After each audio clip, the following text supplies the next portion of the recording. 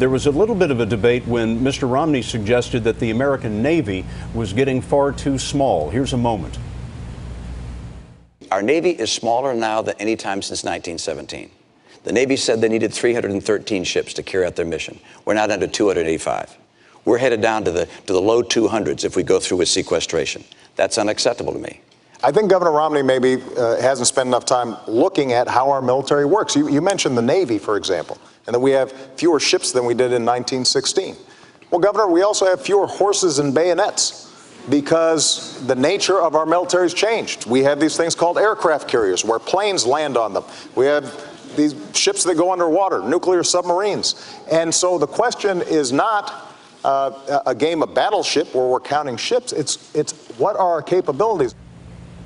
Again, another moment more about style than differences over actual policy.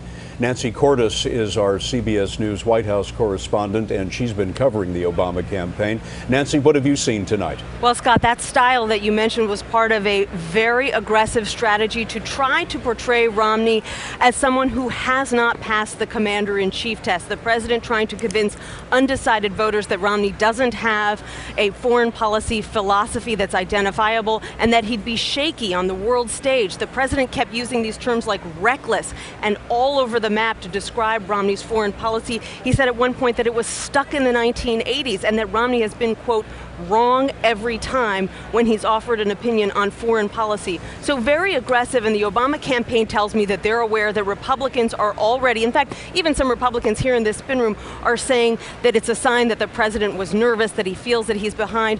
But the Obama campaign argues that no, this was a sign that the president believes that Governor Romney was merely spouting talking points and that the president wanted to point that out.